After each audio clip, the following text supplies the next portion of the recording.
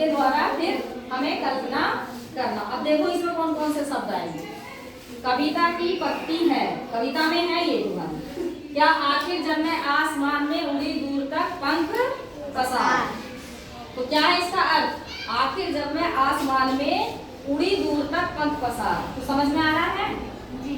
क्या क्या समझ में आ रहा है? यही कि वो ये सोच रही है कि मैं दूर तक, बहुत दूर तक पंख पसार के उड़ रही हूँ, दूर तक, बहुत दूर तक जा रही हूँ, है ना?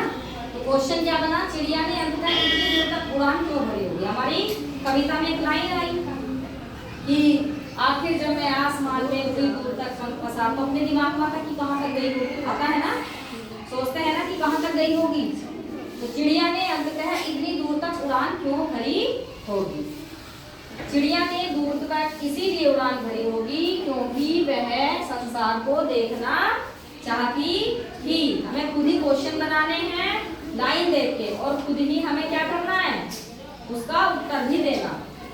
जैसे हम कोई कविता पढ़ते हैं ना, जैसे कोई कहानी होती है, उसको तो पता चल जाता है कि हाँ ये कहानी है और ये चल रहा है। लेकिन जब हम कोई कविता पढ़ते हैं तो वो लाइनों में रहती, पंक्तियां होती हैं, तो उसका हमें अर्थ निकालना रहता है कि नहीं? उसी तरह से ये है। तो इस संसार को देखना चाहती थी कि उसका संसार कितना बड़ा है। ठीक है, साधारण सा आंसर हो गया। दूसरा देखो, दूसरा है पक्षी खुले आसमान में बहुत दूर तक उड़ते हैं, बहुत दूर तक उड़ते हैं लंबी दूरी, हजारों पेड़ों का मतलब 1000 नहीं होता, बहुत सारे ना, 25,000 30,000, जब हजारों शब्द आता है तो वो सिर्फ 1000 नहीं होता है, हजारों का मतलब है उसमें हम बहुत सारे हजार आ जाएंगे ना, 25,000 30,000 25,000 या 18,000 या आगे 50,000 ना, या 70,000, इस तरह से जब बहुत सारे हो जाएंगे। ऐसे ही सैकड़ों का मतलब क्या है? एक सैकड़ा नहीं होता, सैकड़ों यानी कि 100 की संख्या में बहुत सारे। ऐसे ही हजारों की संख्या में बहुत सारे। घोंसलों के बीच चिड़िया अपना घोंसला कैसे ढूंढती होगी? तो ये प्रश्न हम अब अनुमान से खुद ही लगाएंगे। कैसे ढूंढती होगी?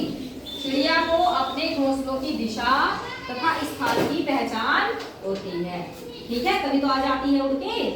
जैसे तुम्हें अपने घर की पहचान है कि हमें वहां तक जाना है, ऐसे ही इन लोगों को भी, इन जानवरों को भी अपनी पहचान होती है कि हमारा घोंसला कहाँ बना। कोई बताता नहीं है उनको, वह अपने घोंसले की खुशबू, रास्ता और पहचान से उसे ढूंढ लेती कि नहीं यही वाला मेरा। रास्ता पता रहेगा उसको कि नहीं मैंने यहाँ बनाया है, पेड़ पे बनाया है या किसी के घर में बनाया है, तो वो उड़ के वहीं पर आ जाती है। ठीक है, तो ये हम कुछ क्वेश्चन खुद भी अनुमान लगाते हैं। तो एक कविता में तुम भी अपने क्वेश्चन खुद बना सकते हो और फिर उनका आंसर दे सकते हो, है ना? आई समझ में? इसीलिए इस तरह के क्वेश्चन दिए जाते हैं, प्रश्न दिए जाते हैं, ताकि उनको तुम अनुमान लगा सको कि क्या क्वेश्चन होगा, है ना?